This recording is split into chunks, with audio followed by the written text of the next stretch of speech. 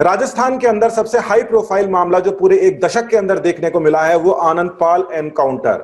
उस मामले के अंदर इतनी ज्यादा आंदोलन हुए थे जिसको पूरे के पूरे राज्य ने देखा था, और अब सीबीआई ने उस मामले की चार्जशीट पेश कर दी है, मामला दर्ज हो गया है, अपनी तरफ से इन्वेस्टिगेशन पूरी कर दी। राजेंद्र जी नरूका हैं जो कि काफी ज्यादा विचारशील व्यक्तित्व हैं और साथ ही के अंदर वो इस मामले से काफी ज्यादा जुड़े हुए भी थे, उनसे हम जानने की कोशिश करेंगे। राजेंद्र जी, ये जो मामला है, इस समय इतने सारे लोग जो हैं वो चार्जशीट के दायरे के अंदर आ गए हैं। आप लोगों की जो मांग थी वो तो एनकाउंटर की थी, मगर ये मामला जो आया है वो तो ये देखने में मिल रहा है कि आप लोगों ने इतना ज्यादा दंगा वहां पर फैलाया जिसकी वजह से जान माल का नुकसान हुआ और अब आरोपी भी डिफाइंड हो गए हैं। क्या कहेंगे इसमें? यशवंत जी, वास्तविकता ये है कि ये पहला ऐसा मामला है जहां पीड़ित के ऊपर, जो पीड़ित पक्ष है उसके ऊपर सीबीआई का शिकंजा षड्यंत्र के रूप में कसा गया है। इस समय क्षत्रिय समाज के शीर्ष नेतृत्व को षड्यंत्र के तहत सीबीआई द्वारा जो मुलजिम बनाया गया है वो एक बहुत ही हास्यास्पद स्थिति है,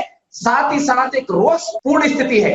हमारे समाज ने जो आनंद पाल जी का फेक एनकाउंटर हुआ था उसकी मांग के लिए संपूर्ण भारतवर्ष से सावरात में 12 जुलाई को जो 5 लाख से ऊपर लोग एकत्रित हुए और श्रद्धांजलि सभा में यह मांग रखी गई थी कि आनंद पाल का जो फेक एनकाउंटर हुआ है उसकी फेयर इंक्वायरी के लिए सीबीआई की जांच की जाए। लेकिन आप देखिए, उस आनंद पाल फेक एनकाउंटर केस में तो एफआईआर लगा दी गई है और इसके विपरीत हमारे समाज के शीर्ष नेतृत्व, जिसमें लोकेंद्र सिंह जी कालवी से लेकर महिपाल मकराना, सुखदेव जी और संघर्ष समिति के अध्यक्ष आदरणीय गिरिराज सिंह जी लोटवाड़ा, जयराजपूतान संघ के भंवर सिंह रेड्डा, इन सभी लोगों को सीबीआई ने मुलजिम बनाया है। और वास्तविकता यह है, सीबीआई कुछ नहीं बनाती, सीबीआई जांच एजेंसी है। ये स्टेट वर्सेज केस होता है और स्टेट ने इन सबको मुलजिम बनाकर हमारे समाज को एक चुनौती पेश की है। हमें इस चुनौती दी है कि हम आपको कुचल कर रख देंगे, हम आपको रुइन कर देंगे, हम आपको बर्बाद कर देंगे। लेकिन ये दोनों भ्रम है। यदि वसुंधरा जी की सरकार नोटा के जरिए और हमारे विरोध और आनंद पाल प्रकरण और पद्मावत मूवमेंट के जरिए जा सकती है तो कांग्रेस सरकार भी ये ना सोच ले कि वो बनी रहेगी। कांग्रेस सरकार की चूल्हे भी हम हिला देंगे और साथ ही साथ केंद्र सरकार भी ये ना समझे कि इसमें उसकी कोई भूमिका नहीं है। केंद्र सरकार के अधीन सीबीआई आती है। सीबीआई की जांच जो आनंद पाल के फेक एनकाउंटर के लिए थी उसमें इन्होंने एफआईआर लगा दी है। और हमारा ही भाई सुरेंद्र सिंह मौलासर जो उसमें पुलिस की गोली का शिकार हुआ, और ये हमारे शीर्ष नेतृत्व के खिलाफ षड्यंत्र के तहत उन सब के विरुद्ध चार्जशीट पेश कर रहे हैं ताकि हमारे समाज का जो शीर्ष नेतृत्व है वो जेल के अंदर चला जाए और समाज अनाथ हो जाए। लेकिन ये इनकी भूल है। ये क्षत्रिय समाज है, इसमें हर एक बच्चा नेतृत्व के गुण रखता है।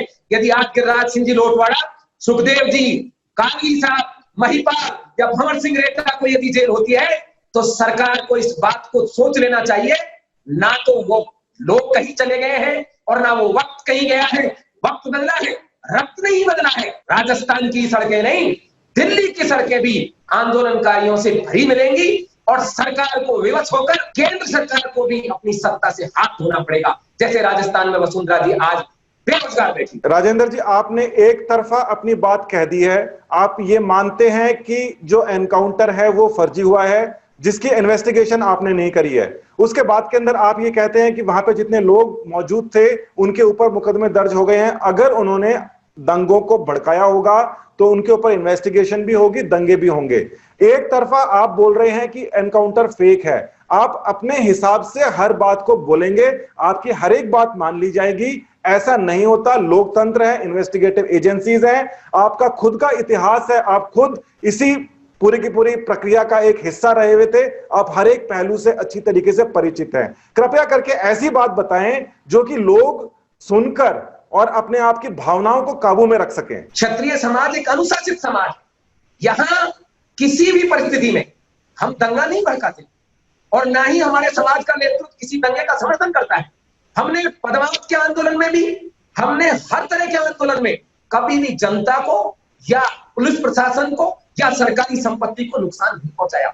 ये जो श्रद्धांजलि सभा 12 जुलाई को साम्राज्य में चल रही थी, इसकी पूर्णतः सफलता होने के बाद सरकार के षड्यंत्र के तहत वहां दंगा स्वयं भड़काया गया और पुलिस की गोली का शिकार सुरेंद्र सिंह मौलासर हुए इसके अलावा मैं आपको एक और निवेदन कर दूं, ये जितने लोग हैं, चाहे वो गिरिराज सिंह जी लोटवाड़ा हो, लोकेंद्र सिंह कालवी हो, भंवर सिंह रेटा हो या सुखदेव जी हो, ये सामाजिक लोग हैं, ये दंगा नहीं भड़काते, ये संस्कार निर्माण संस्थाएं चलाते हैं, ये लोगों को संस्कार सिखाते हैं कि सरकारी संपत्ति आम जनता की संपत्ति है, उस पर चोट नहीं पहुंचाई जाए। लेकिन ये हम सिकंजा कसने के लिए, आप स्वयं परिचित हैं, क्या गिरिराज सिंह जी लोटवाड़ा दंगा भड़का सकते हैं? क्या लोकेंद्र सिंह जी कालवी जैसा प्रबुद्ध और इतना बुजुर्ग व्यक्ति दंगा भड़काने का समर्थन कर सकता है?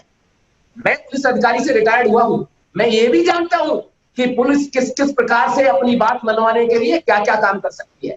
इसके अलावा मैं एक चीज और कह रहा हूं, मैं निष्पक्ष रूप से आपको ये बात बता रहा हूं, यदि हमारे समाज का कोई एक व्यक्ति दोषी है, आप उसे पकड़ सकते हैं, और आप समाज के पूरे शीर्ष नेतृत्व को उठाकर मुलजिम बनाकर पेश करके ये सोचेंगे कि इनको हम सबक सिखा दें क्योंकि इन्होंने हमको सरकार से हटा दिया, वसुंधरा जी को बेरोजगार कर दिया, तो हम शांत बैठने वाले थे। हम केंद्र से भी इनको उखाड़ फेंकेंगे। ये वही बीजेपी है ना जो दलित एक्ट पर केस बदल देती है, ये वही बीजेपी है ना जो पद्मावत फिल्म पे तो कोर्ट का सहारा लेती है, और जो दलित एक्ट है उस एक्ट में कोर्ट को धता बताकर बदलती है। और अब ये 9वीं अनुसूची में डालने की बात कर रहे हैं, ये कोर्ट की कितनी मानते हैं? ये सब दुनिया को बेवकूफ बनाने की बात है। और मैं तो भारत के समस्त प्रबुद्ध व्यक्तियों से और खासतौर से क्षत्रिय समाज से निवेदन करूंगा, अपना मस्तिष्क खोलें, अपने विवेक को जागृत करें। ये बीजेपी जो केंद्र में आज बैठी हुई है, सीबीआई उसी के अधीन आती है, ये षड्यंत्र के तहत हमारे समाज को नेतृत्व विहीन करना चाहती है। अभी ज्यादा दिन नहीं हुए, महाराणा प्रताप का चैप्टर बदला जा रहा है, ये जौहर के चित्र बदले जा रहे हैं। एक षड्यंत्र के तहत पूरे समाज को टारगेट किया जा रहा है, और हमने कोई चूड़ी नहीं पहन रखी है कि ये हमारा इतिहास बिगाड़ेंगे, ये हमारा वर्तमान बिगाड़ेंगे, ये हमारे वर्तमान नेतृत्व को अंदर डाल देंगे और हम बैठे रहेंगे। राष्ट्रवादी जनलोक पार्टी आज पहली बार राजस्थान में प्रवेश कर रही है। मेरे साथ प्रदेश प्रभारी नरेंद्र सिंह जी चौहान बैठे हुए हैं, और हमने ये ऐलान कर दिया है कि हम कैसी भी परिस्थिति में हमारे ही समाज नहीं, किसी भी समाज के साथ अन्याय नहीं होने। नरूका जी, देखिए आपने जितनी बातें कही हैं उसी बातों को अगर कोई भी सुन लेगा तो उसको ये बात समझ में आ जाएगी कि आप जिस तरीके से बात कर रहे हैं, आप ही के समाज के जो बाकी लोग हैं वो भी इसी प्रकार से बात करते हैं, बहुत ही उत्तेजना पैदा करने वाली बात करते हैं, उत्तेजना पैदा करने वाली बातों से दंगे भड़कते हैं। ये बात समझनी बहुत ही आसान है।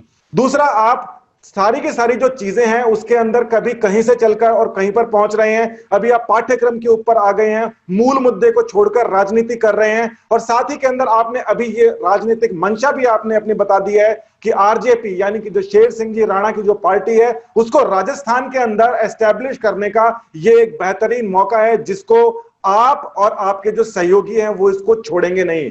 एक के ऊपर एक आरोप आप ही की बातों के ऊपर अब लगते जाएंगे, क्योंकि अब आप राजनीति कर रहे हैं, इसको आप नहीं पीछे हट सकते। देखिए, राजनीति करना यदि अपराध है तो मोदी जी अपराधी हैं, यदि राजनीति करना अपराध है तो अशोक गहलोत अपराधी हैं, राहुल गांधी अपराधी हैं।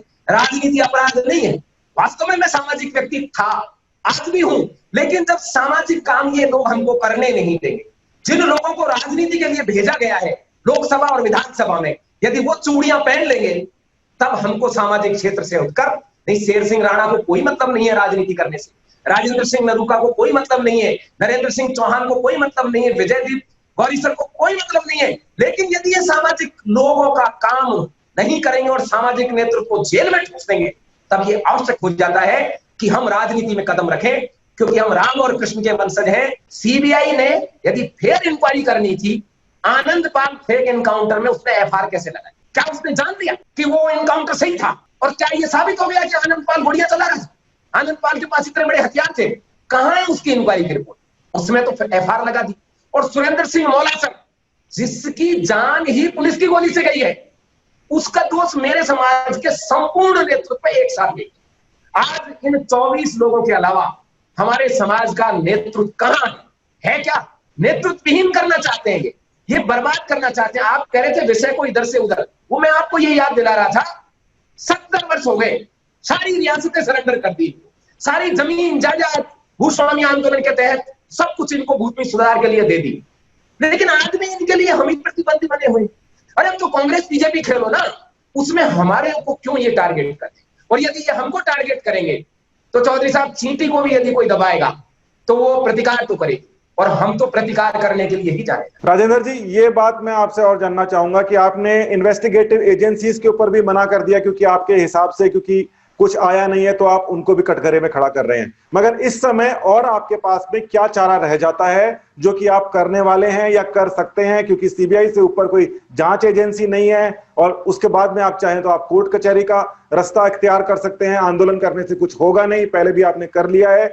अब आपका आगे का एक्शन प्लान क्या रहने वाला है, कुछ बताइए। एक बात बताइए चौधरी साहब, दारिया इनकाउंटर में राजेंद्र राठौड़ जी के ऊपर सीबीआई इंक्वायरी थी, अब क्या है? ऐसा नहीं है जन आंदोलन का फर्क पड़ता है। गुलाब चंद कटारिया जी के ऊपर थी, अब क्या है? इन सब पे थी ना। जन आंदोलन का प्रभाव होता है, और उस जन आंदोलन का हम रास्ता अपनाएंगे। हर एक नागरिक को जाकर हम टोल टटोल कर जागृत करेंगे कि आपके विरुद्ध क्या हो रहा है, षड्यंत्र है, इसको समझने का प्रयास करें। और अब सोने का समय नहीं है, सबको जाग खड़े होने की जरूरत है, क्योंकि यदि आज हम सोते रह गए ना तो हमें मुर्दा समझकर ये शमशान में कूद के चले आए। जन आंदोलन का रास्ता तो खुला है ही, साथ ही कानूनी प्रक्रिया के लिए हम प्रख्यात वकीलों से बात कर रहे हैं, और सभी वकीलों का एक ही राय है, जैसे नोटिस आएगा, अभी हमारे पास आने वाला है इसका नोटिस, उसका हम पूरी तरह से जवाब देंगे। कोर्ट की लड़ाई कोर्ट के स्तर पर लड़ी जाएगी, और सड़क की लड़ाई सड़क के स्तर। इन लोगों को बेरोजगार बैठाना जरूरी है। पिछली बार भी 27 हमारे भाई विधानसभा जाया करते थे, और वो ये मानते थे कि हमने तो पेंडोरा बॉक्स का कहानी खेली थी, वो अपने घर बैठे हैं, बेरोजगार हैं। ये 18 भाई हैं, 2 रावणा भाई होकर 20 भाई हैं।